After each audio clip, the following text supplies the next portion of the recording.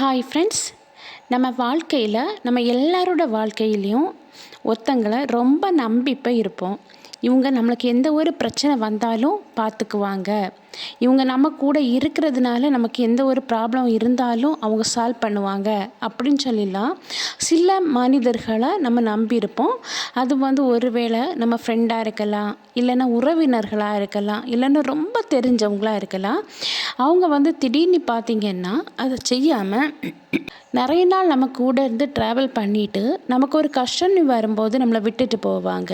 இல்லைன்னா அவங்களுக்கு எப்படியாவது நம்மளை கலத்தி விடணும்னா ஏதாவது ஒரு காரியங்களை காட்டிக்கிட்டு அவங்க நம்ம ரிலேஷன்ஷிப்பில் இருந்து நம்மகிட்ட விலகி போவாங்க.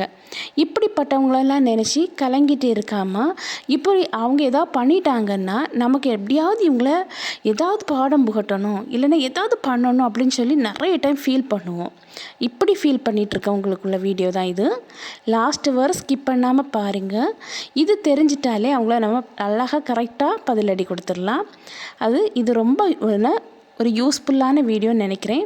லாஸ்ட் வரை ஸ்கிப் பண்ணாமல் பாருங்கள். இப்போது நம்ம வீடியோக்குள்ளே போகலாம். இப்போ இவங்களா இருந்துட்டு இப்படி பண்ணிட்டாங்களே அப்படின்னு முதல்ல ஃபீல் பண்ணுறதை விட்டுறணும். இப்படி நீங்கள் ஃபீல் பண்ணிட்டு இருக்கும்போது கெடுறது யாரோட வாழ்க்கை? நம்மளோட வாழ்க்கை. அப்படி ஃபீல் பண்ணாமல் இவங்க குணம் இதுதான், இவங்க இப்படி தான் அப்படின்னு சொல்லி யோசித்து பாருங்கள். நம்மளுக்கு கொஞ்சம் அதுலேருந்து வெளியே வர முடியும். ரெண்டாவது, உங்கள் வாழ்க்கை தரத்தில் நீங்கள் கொஞ்சம் முன்னேறி போயிட்டுருக்கீங்கன்னு வைங்களேன். அப்போது உங்கள் 2 காதையும் பொத்திக்கிங்க. இப்போ யோசிக்கலாம், ஏன் 2 காதையும் பொத்த சொல்கிறாங்க அப்படின்னு சொல்லி. ஆமாங்க, நம்ம ஒருத்தங்க வாழ்க்கையில் முன்னேறி போனால் அவங்கள சுற்றி இருக்கிறவங்க ஏதாவது பேசி அவங்கள எப்படியாவது சரிய வைக்கணும்னு ட்ரை பண்ணுவாங்க. இவெல்லாம் எப்படி முன்னேற போகிறான், இவனுக்கெல்லாம் இது தேவையா அப்படின்னு சொல்லி நிறைய நெகட்டிவாக பேசுவாங்க.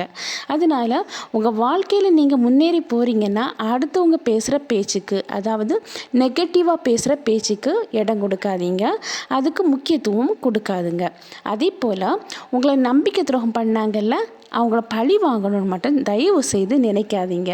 இப்போ யோசிப்பீங்க, என் மனசுக்கு அவங்கள எப்படியாவது எதாவது பண்ணணும்னு தோணுதே, நீங்கள் ஏன் இப்படி சொல்கிறீங்க அப்படின்னு சொல்லி. ஆமாங்க, நீங்கள் இப்போ அவங்கள பழி வாங்கணும் அப்படின்னு சொல்லி நீங்கள் ஏதாவது பண்ணினீங்கன்னா உங்களோட லைஃப்பும் கெட்டு போகும் கூட சேர்ந்து. அதில் எந்த ஒரு பிரயோஜனமும் கிடைக்க போகிறதில்ல.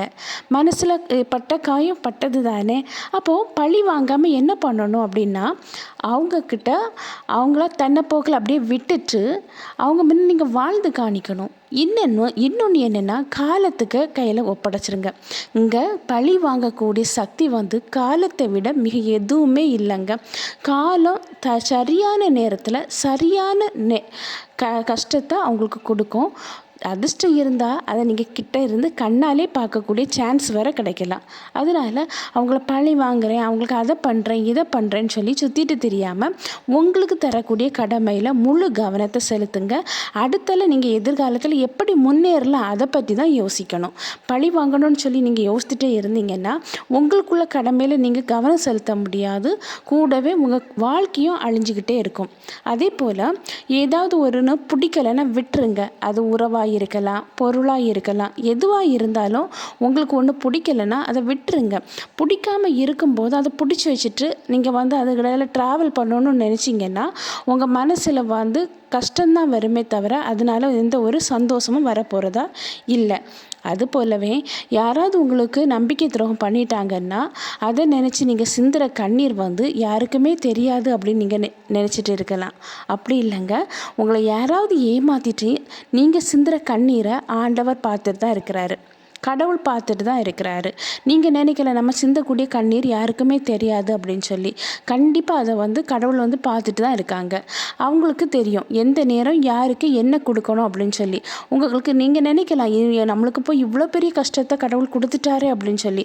உங்களுக்கு ஒரு கடவுள் அந்த கஷ்டத்தை கொடுத்தாலும் அது கூட நின்று உங்கள் கூட இருந்து அவர் உங்களுக்கு உதவி பண்ணுவார். நீங்கள் சிந்துகிற கண்ணீருக்கு கட்டாயம் அவங்க பதில் சொல்லி தான் ஆகணும்.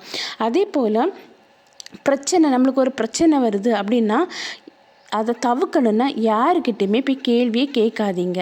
அதே போல் யாருமே நம்மகிட்ட கேள்வி கேட்குற அளவுக்கு நம்ம நடக்கவும் செய்யக்கூடாது. அது போலவே சிலவங்க ஏதாவது ஒரு தப்பு பண்ணிடுவாங்க. தெரிஞ்சோ பண்ணலாம், இல்லைன்னா தெரியாமல் கூட பண்ணலாம். இப்படி ஏதாவது ஒரு தப்பு பண்ணிட்டாங்கன்னா, உங்களுக்கு பிடிச்சவங்கன்னா, உங்களுக்கு நல்ல நெருங்கின உறவுனா, அவங்க கூட நீங்கள் இன்னும் ஃப்ரெண்டாக இருக்கணும் அப்படின்னு சொல்லி நீங்கள் விரும்புகிறீங்கன்னா, அவங்கள தனியாக கூட்டிகிட்டு வந்து அட்வைஸ் பண்ணுங்கள், சொல்லுங்கள். நீங்கள் பண்ணது தப்பு அப்படின்னு சொல்லி அன்பாக சொல்லி அதை வந்து அவங்க செய்த தப்பை உணர வைங்க. அது இல்லாமல் அவங்க தப்பு பண்ணிட்டாங்கங்க ஒரே காரணத்துக்காக அவங்கள சொல்லி சொல்லி சொல்லி சொல்லி குத்தி காயப்படுத்தாதுங்க. இப்படி நம்ம குத்தி குத்தி காணிக்கும்போது அந்த உறவு முறைகள் பிரிஞ்சு போகிறதுக்கு வர சான்ஸ் இருக்குது. அது போலவே ஒருத்தங்கக்கிட்ட ரொம்ப அன்பாக இருந்தால் ஏமாளின்னு சொல்லுவாங்க. அதே போல் உண்மையாக இருந்தால் முட்டாள்னு சொல்லுவாங்க. நடித்து நடித்து ரொம்ப அவங்களுக்கு பிடிச்சது மாதிரி பேசிட்டு இருந்தோன்னு வைங்களேன், நம்மளுடைய சுயநலங்கள், அதாவது நம்ம உள்ள கேரக்டரை மறைச்சிட்டு அவங்களுக்கு பிடிச்ச மாதிரி நம்ம நடித்து வாழ்ந்துட்டு இருந்தோன்னா அதுக்கு பேர் என்ன தெரியுமா? இந்த உலகத்தில் ரொம்ப ரொம்ப நல்லவன் அப்படின்னு சொல்லுவாங்க. அது போலவே உங்கள் வாழ்க்கையில் எதையாவது செய்யணும் அப்படின்னு நினச்சிங்கன்னா அதை இன்றைக்கே செய்திருங்க. ஃபார் எக்ஸாம்பிளுக்கு ஏதாவது ஒரு தொழில் தொடங்கணும் அப்படின்னு சொல்லி நினச்சிருந்தீங்கன்னா அதை இன்றைக்கே ட்ரை பண்ணிடுங்க. அதே மாதிரி ஏதாவது ஒரு நியூ படிப்பு படிக்கணும்னு நினச்சா அதை இன்றைக்கே ட்ரை பண்ணிடுங்க. நாளைக்குன்னு சொல்லி தள்ளி வைக்கும்போது அது நாளைக்கு தள்ளி போயிட்டே இருக்கும். இன்னொன்று, இன்றைக்கி நல்லது மாதிரி நமக்கு தெரிகிறது, நாளைக்கு அது தப்பு மாதிரி நமக்கு தோணும். அதே போல் எதையாவது சாதிக்கணும்னு சொல்லி நீங்கள் விரும்புனீங்கன்னா அதை உடனே சாதிச்சிருங்க. ஏன்னா நம்ம மனசு வந்து அப்பப்போ மாறிக்கிட்டே இருக்கும். நம்ம வாழ்க்கையில் எல்லாத்துக்கு வாழ்க்கையிலும் பார்த்திங்கன்னா ஏதாவது ஒரு எய்ம் இல்லாமல் இருக்கவே இருக்காது. அப்போது அதை சாதிக்கணும்னு நம்ம நினச்சோன்னா அதை வந்து யாருக்கிட்டேயும் போய் ஷேர் பண்ணாதீங்க. ஏன்னா நம்மளுக்கு குணம் எப்படி, அவங்க எப்படிப்பட்டவங்கன்னு நமக்கு தெரியாதவங்கக்கிட்ட கூடுமளவு ஷேர் பண்ணாதீங்க. உங்களுக்கு நம்பிக்கையானவங்கள, உங்களை நல்லா புரிஞ்சுக்கிட்டவங்கன்னா ஓகே. ஆனால் எல்லார்த்திட்டையும் போய் நம்மளுடைய எதிர்கால லட்சியங்கள் இல்லைன்னா ஏதாவது ஒன்று வந்து நம்ம கடந்த கால கசப்புகள் எதுவுமே நம்ம என்ன செய்யக்கூடாதுன்னா ஷேர் பண்ணக்கூடாது. அது நமக்கு வாழ்க்கையில் ஒரு பிரச்சனையாகவே வந்து நிற்கும். இன்றைய காலகட்டத்தில் நம்பிக்கை துரோகம் நிறைய பேர் அனுபவிச்சிருப்பாங்க. நம்பினவங்க கைவிட்டுட்டு போயிருப்பாங்க. வாழ்க்கையை அவங்க தான் அப்படின்னு நினச்சிட்டு அவங்க கூட ட்ராவல் பண்ணிகிட்டு இருந்திருப்பாங்க.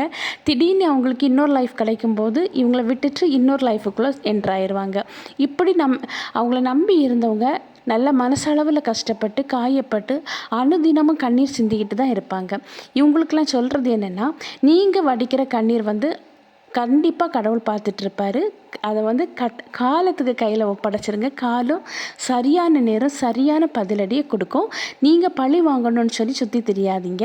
இன்னொன்று என்னென்னா, நீங்கள் உங்களுக்கு நம்பிக்கை துரோகம் பண்ணவங்க முன்ன வாழ்ந்து தான் காணிக்கணுமே தவிர அழுது புலம்பி உங்கள் வாழ்க்கையை நீங்கள் கெடுத்துக்காதீங்க. அதே போல் ஒரு வீடியோவில் எனக்கு ஒருத்தங்க கமெண்ட் பண்ணியிருந்தாங்க. என்னென்னா, ஒரு பொண்ணு தான் கமெண்ட் பண்ணியிருந்தாங்க.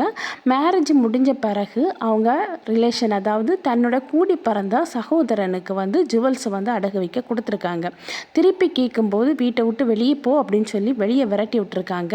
இப்போ அவங்க பேரண்ட்ஸே, அதாவது தாய் தகப்பனே அவங்கக்கிட்ட பேச மாட்டேங்கிறாங்க.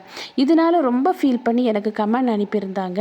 ஒன்றுங்க, ஒருத்தங்க வந்து நம்பினாங்கன்னா தயவு செய்து அவங்களுக்கு நம்பிக்கை துரோகம் பண்ணாதீங்க. அது யாராக இருந்தாலும் சரி, எந்த ஒரு பாவத்துக்கும் என்ன செய்யுது, மன்னிப்பு உண்டு. ஆனால் இந்த நம்பிக்கை துரோகம், ஒருத்தங்க நம்மளை ரொம்ப நம்பி இருக்கவங்களுக்கு செய்கிற துரோகத்துக்கு ஒரு நாளுமே என்னதில்லை, மன்னிப்பு இல்லை. கண்டிப்பாக அதுக்குள்ள தண்டனையை வந்து நம்ம அனுபவிச்சுட்டு தான் இருக்கணும். கூடுமளவு நம்ம வாழ்க்கையில் யாருக்குமே நம்பிக்கை துரோகம் பண்ணாத அளவு நம்ம வாழலாம். அதே போல் நம்பிக்கை துரோகம் ஒருத்தங்க பண்ணிட்டாங்கன்னா அவங்கள நீங்கள் விட்டுருங்க. விட்டுட்டு அதை நினச்சி கவலைப்பட்டு உங்கள் அழகான வாழ்க்கையை, எதிர்கால வாழ்க்கையை கலைச்சிக்காதீங்க. ஏன் கனவு காணுங்கள்னு சொல்லி அப்துல் கலாம் சொல்லியிருக்காங்க. என்னென்னா, நீங்கள் படுத்து கிடந்து தூங்கிட்டு எப்போவுமே கனவு காணணும்னு ஒன்று இல்லைங்க. உங்கள் எதிர்கால வாழ்க்கை, இந்த நடந்துட்டு இருக்கிற வாழ்க்கையை விட்டுட்டு நம்ம இனி எப்படி வாழணுங்கிற எதிர்கால கனவோடு நம்ம வாழும்போது நம்ம கண்டிப்பாக அதுக்காக ஹார்ட் ஒர்க் பண்ணும்போது ஒரு நாள் நம்ம என்றைக்குமே ஏதாவது ஒரு நாள் வந்து அதுக்காக ட்ரை பண்ணிகிட்டே இருக்கும்போது வெற்றி நமக்கு கிடைக்கும்.